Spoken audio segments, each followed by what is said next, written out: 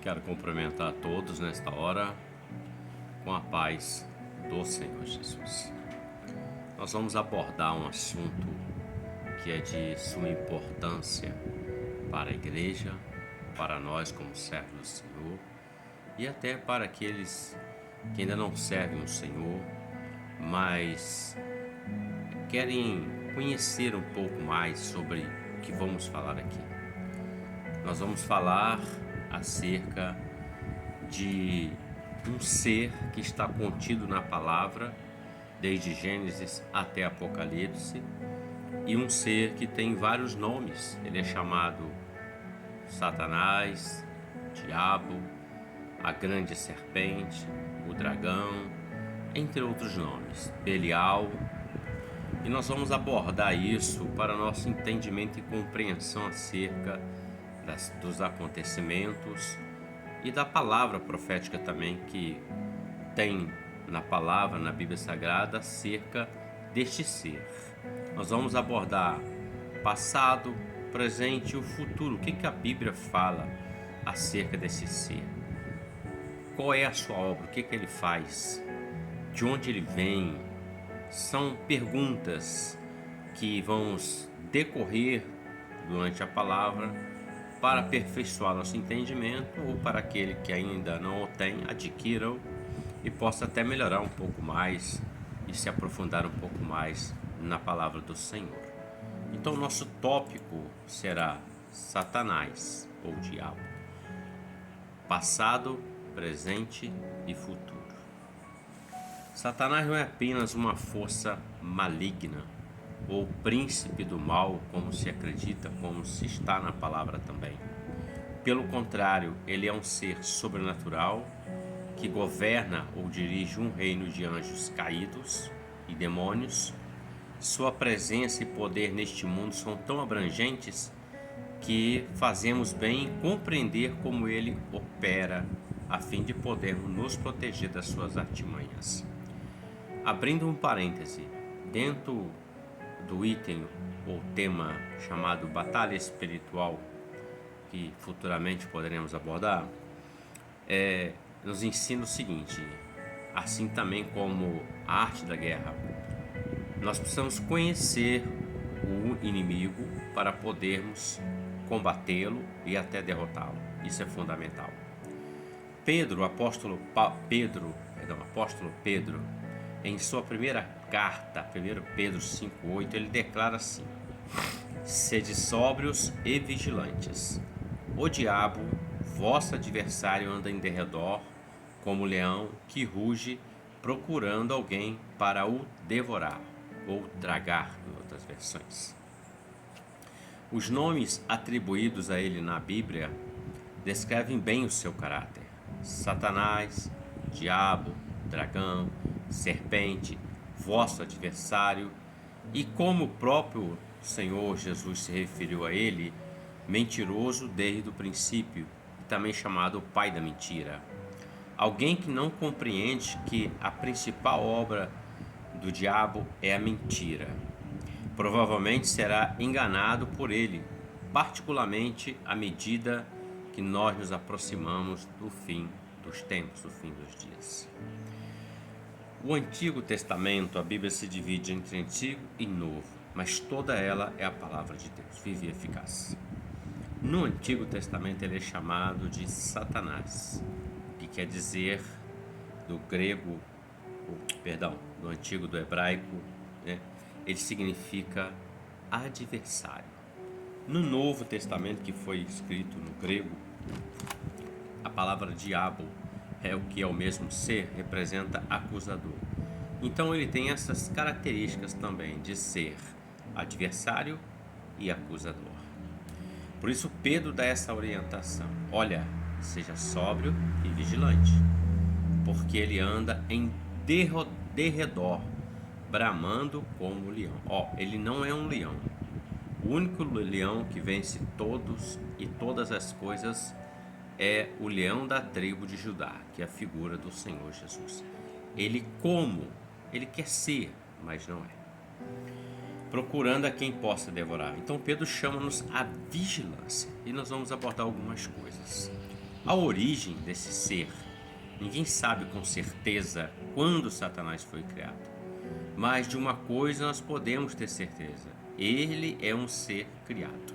Não como Satanás a princípio, mas ele foi criado e depois se tornou isso. Ele pode pensar que é Deus, mas somente Deus pode criar. E Satanás não é um Deus. Alguns estudiosos da palavra acreditam que ele foi criado antes da terra, em eras passadas. Contudo, Satanás e os anjos provavelmente foram criados durante os 6 dias da criação. Então não há assim evidências 100% afirmadas, aquele tempo, naquele outro, nesse.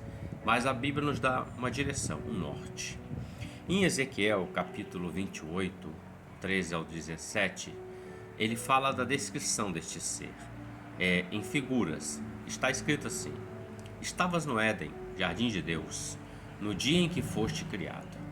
Tu, porém, era querubim da guarda ungido, e te estabeleci. Permanecias no monte santo de Deus. No brilho das pedras andavas, perfeito era nos teus caminhos, desde o dia em que foste criado, até que se achou iniquidade em ti. Na multiplicação do teu comércio, se encheu o teu interior de violência e pecaste, pelo que te lançarei, profanado, fora do monte de Deus, e te farei perecer, ó querubim da guarda, em meio ao brilho das pedras. Elevou-se o teu coração por causa da tua formosura, corrompeste a tua sabedoria por causa do teu resplendor.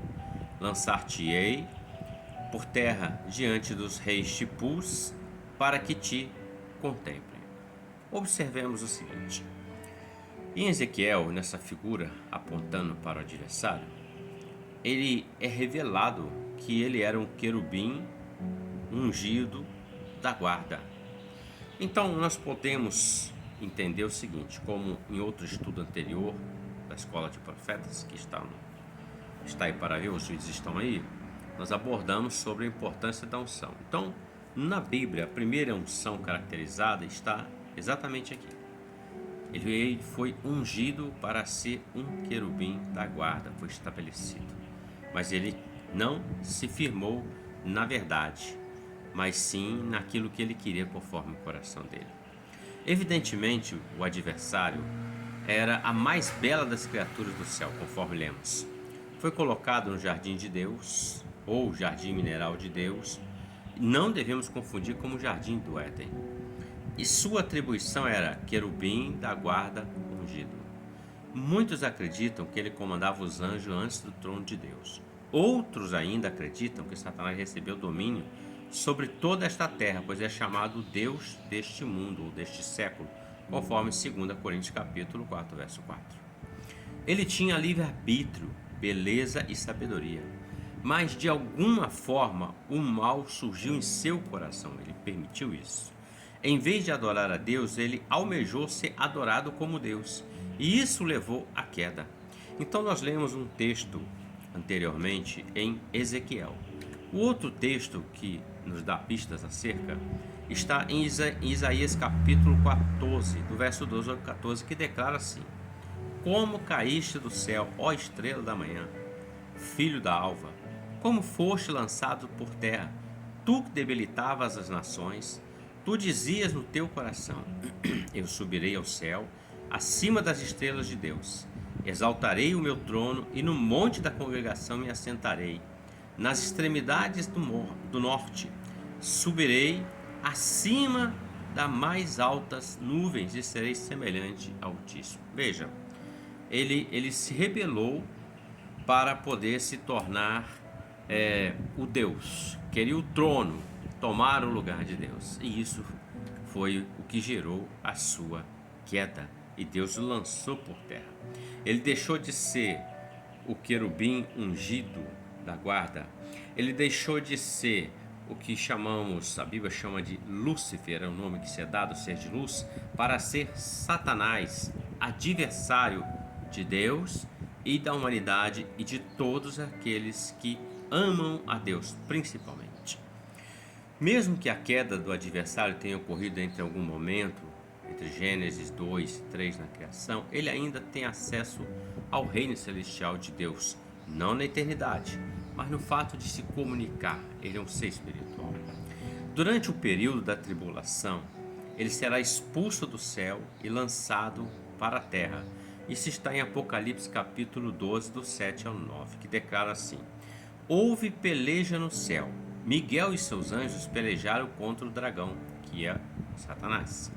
Também pelejaram o dragão e seus anjos, que são os demônios. Todavia não prevaleceram, nem mais se achou no céu o lugar deles. E foi expulso o grande dragão, a antiga serpente, que se chama Diabo e Satanás. Veja, a antiga serpente. Já está apontando lá no Éden, quando ele cometeu aquele delito. A antiga serpente, Diabo, Satanás, o sedutor de todo mundo. Sim, foi atirado para a terra e com ele os seus anjos. Então vamos lá, vamos entender. A Bíblia está dizendo que houve uma peleja no céu em Apocalipse. Aonde Satanás habita? Ele habita na região celeste. Quando você lê a expressão o reino dos céus, ele está falando do reino eterno. Então, nós temos 3 tipos de céus, esclarecendo bem isso, para entendermos melhor. O primeiro céu que você olha e vê, tudo azul, é o céu atmosférico. É o céu que você vê tranquilamente. Mas, além daquele céu, nós temos o céu das constelações, os astros, estrelas. Esse é o segundo céu. O primeiro que você vê é o primeiro, o outro é o segundo. O terceiro céu é aquele que o homem não vê, onde Deus habita, é soberano, onde ele, do seu trono de glória, ele comanda todas as coisas e dá a ordem a respeito de tudo. Então, terceiro céu. O diabo hoje habita na região celeste, nos céus, não no céu de Deus. E é dali que, na carta aos Efésios, que Paulo fala, ele habita nas regiões celestes. Ou seja, nossa luta não é contra carne nem sangue, mas contra o adversário e suas hostes espirituais, que habitam nas regiões celestes. Então, Apocalipse está dizendo que lá no final, nos tempos, nós estamos abordando o passado, o presente e o futuro, para entendermos qual é o destino dele. Deus tem também um destino para ele. Deus está observando tudo que tem sido feito, combatido, mas já tem determinado um juízo sobre ele. Assim como tem um destino para o homem, para a alma do homem que o serve, e para a alma do homem que não o serve. Deus tem destino, todo um plano perfeito. Nesse tempo de Apocalipse em diante, desse tempo em diante, tem perdurado o conflito das eras entre Deus e Satanás, pelas almas dos homens. Embora não se saiba exatamente por que Deus permitiu esse conflito, sabemos como ele irá terminar. Cristo virá novamente para estabelecer o seu reino e Satanás será preso no profundo do abismo por 1000 anos. Isso está em Apocalipse capítulo 19 e capítulo 20, que nós lemos anteriormente aqui, acerca do trono branco, acerca da vinda à volta de Cristo, e nós vamos abordar outra temática na próxima aula. Então veja, queridos, observemos que há uma luta. A luta é pela alma. Você e eu somos homens mortais, temporais. A nossa carne, ela tem um tempo de existência. Há em nós um fôlego de vida. A nossa alma, ela não morre. A alma do homem não morre, ela é eterna. A carne desce ao pó, mas haverá um grande dia em que toda alma, todo o corpo será ressurreto e encontrará sua alma para a condenação eterna ou para a vida eterna com o Senhor. Então, há uma guerra e o adversário não quer que o homem esteja com Deus. Ele luta todo dia para combater contra o homem, contra Deus e contra o homem, para que o homem não alcance Deus, não se chegue até Deus. O desejo é fazer com que as pessoas sigam a ele e não a Deus. Assim como ele levou um terço da parte dos anjos dos céus a segui-lo em rebelião, ele tem levado bilhões de pessoas na terra a fazer o mesmo. Então ele trabalha desse jeito. Em João 10, Jesus fala o seguinte, o ladrão, o adversário, ele vem senão para roubar, matar e destruir. Essa é a obra dele. Ele rouba, ele mata e o final é destruição, condenação. Mas Jesus veio para dar vida e vida abundante. Pois bem, apesar de nós não virmos muito no Antigo Testamento E o diabo fez isso, Satanás fez isso e aquilo. Nós vamos ver algumas ações em que ele influenciou o homem, a mulher, a humanidade, aquela situação para a corrupção, para se afastar de Deus. Bom, um episódio muito conhecido é exatamente no princípio. Foi Satanás no Jardim do Éden, que é o primeiro Jardim do Éden, que disse a Eva: é assim que Deus disse? Não comereis de toda a árvore do jardim? É certo que não morrereis. Gênesis 3, verso 1 e verso 4. Satanás levou Eva a questionar se Deus de fato manteria sua palavra.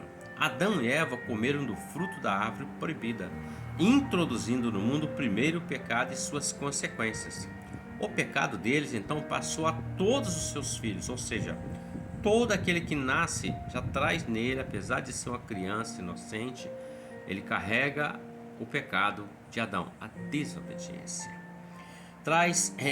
Passou a todos os seus filhos e vai continuar por todas as gerações até o fim do reino milenar de Cristo.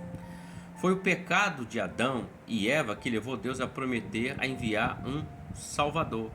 A primeira profecia relatada na Bíblia que fala de Cristo está em Gênesis 3,15, que diz assim: e da semente da mulher nascerá um que pisará a sua cabeça. Ele estava falando do plano que Deus estabeleceu para derrotar Satanás, para que o homem possa ter novamente acesso a Deus, a remissão dos pecados. Então, já no Éden, nós podemos ver a ação do adversário. Às vezes o homem não vai ver ele, vamos dizer assim, manifesto em alguém ou de alguma forma, mas ele age de alguma forma. Em Gênesis 11 fala da Torre de Babel, uma rebelião. A Torre de Babel foi uma tentação inspirada por Satanás para estabelecer uma religião idólatra universal em Babel, a maior cidade do mundo naqueles dias, e impedir a humanidade de adorar ao único Deus verdadeiro. Então Deus interrompeu aquele plano, confundindo a linguagem deles, o que fez com que as pessoas se separassem, se espalhassem pelo mundo. Então existe hoje várias línguas, idiomas, desde Gênesis 11, quando Deus estabeleceu assim. Então vejamos bem, olha, ele queria criar, ele incitou, para a criação daquela Torre de Babel. Para quem não sabe, Babel é o mesmo que Babilônia, é a terra babilônica. Babilônia é o berço da idolatria, é onde nasceu a idolatria. Então, naquele momento, aquela torre representava que seria um ícone de idolatria que iria contaminar o resto do mundo. Então Deus intervém e separa o homem. Então já não falavam mais a mesma língua e cada um foi para o seu lugar. Outro ponto nós podemos observar também acerca de Jó, na tentação de Jó. Evidentemente, Satanás, ele tem acesso ao trono de Deus, ou teve naquele tempo, melhor dizendo, em algumas ocasiões, como no caso de Jó.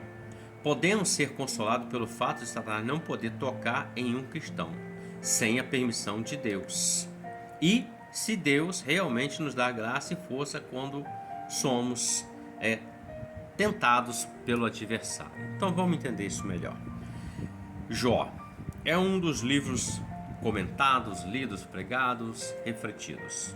Um homem o qual Deus disse assim para Satanás: viste meu servo Jó? Deus estava dando testemunho de Jó. Íntegro, reto, se desvia do mal. Então Satanás diz assim: mas ele faz isso porque você abençoa ele, você dá muitos bens para ele. E a palavra fala que Jó era o homem mais rico naquele tempo, naquela terra. Tinha 10 filhos, uma esposa e muitos bens materiais. E tinha o maior bem da vida dele, que era a intimidade com o Senhor.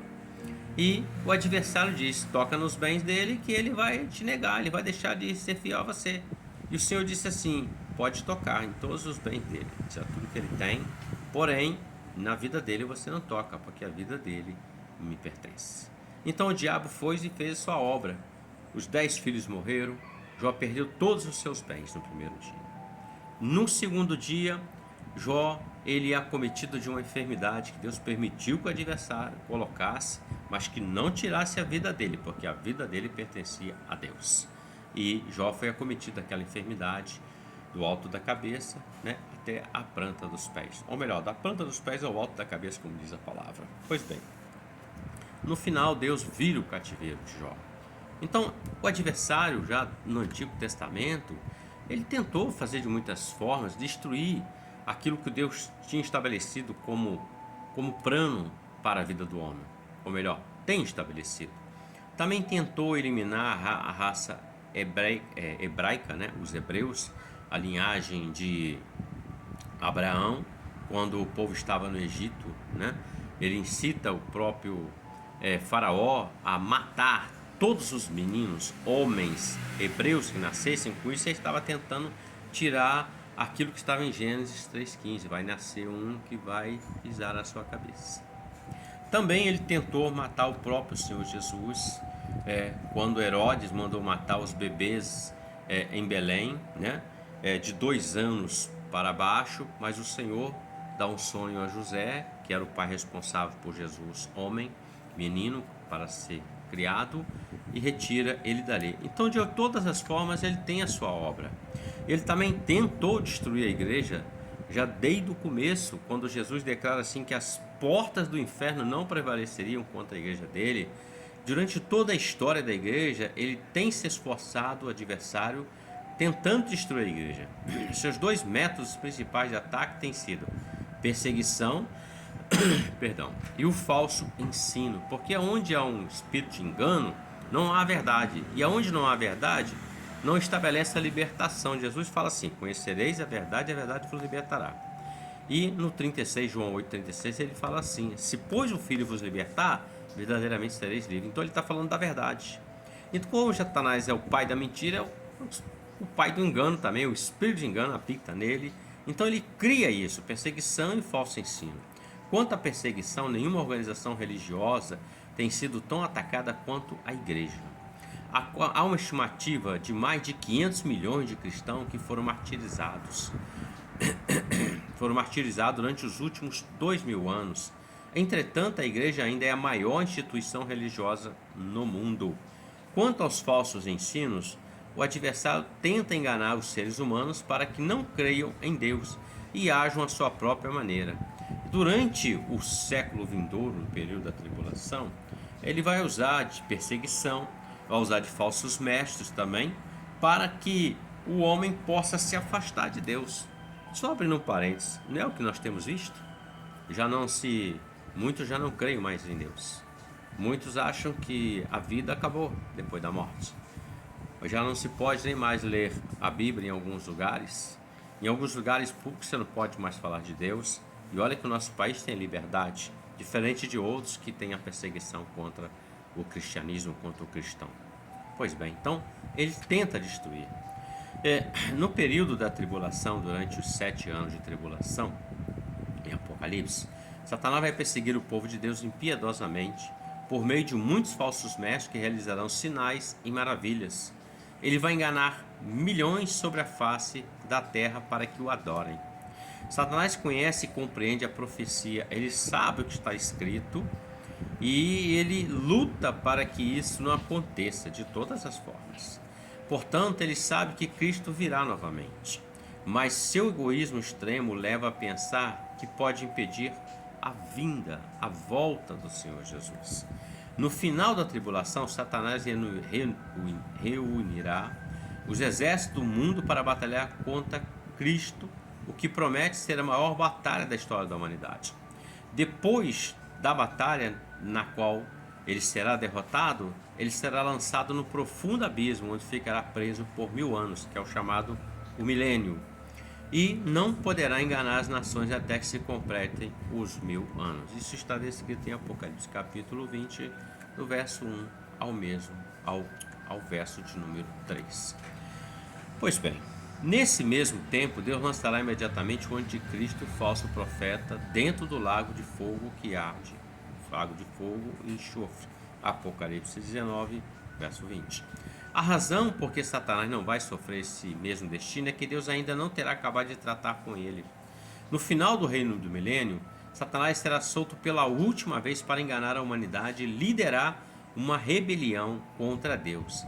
Nessa rebelião final, que vai ser a batalha final, Satanás será lançado para dentro do lago de fogo e enxofre, onde já se encontram não só a besta, como também o falso profeta.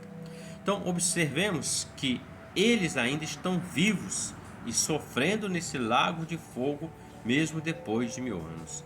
Isso prova que as almas perdidas não são completamente destruídas, mas serão atormentadas de dia e de noite pelos séculos dos séculos, conforme Apocalipse capítulo 20 e verso de número 10. Pois bem, há uma pergunta que muitos fazem, né? Muitos têm se perguntado por que Deus, lá no final dos tempos, vai permitir que o diabo, que Satanás, mais uma vez, ele venha enganar as nações, trabalhe para enganar. Mas se Deus não o fizer, todas as pessoas que nascerem e viverem durante o reino milenar estariam isentas da decisão de seguir a Cristo, seguir a Deus ou seguir o adversário. Ao libertar o adversário, mais uma vez, todos os homens estarão em igualdade de condição diante de Deus. Ou seja, aqueles que nascerem no reino milenar, no período milenar, onde quando ele estará preso, serão tentados depois para decidir, escolher Cristo e não o diabo. E aí se encerra o final do adversário. Então, meus queridos, prestemos bem atenção. O apóstolo Pedro, conforme nós falamos, ele fala de ser sóbrio, vigilante, porque ele anda em derredor como leão. Então, ao redor dos servos do Senhor, conforme nós lemos na palavra do Senhor, os anjos acampam ao redor daqueles que temem o Senhor e os livram.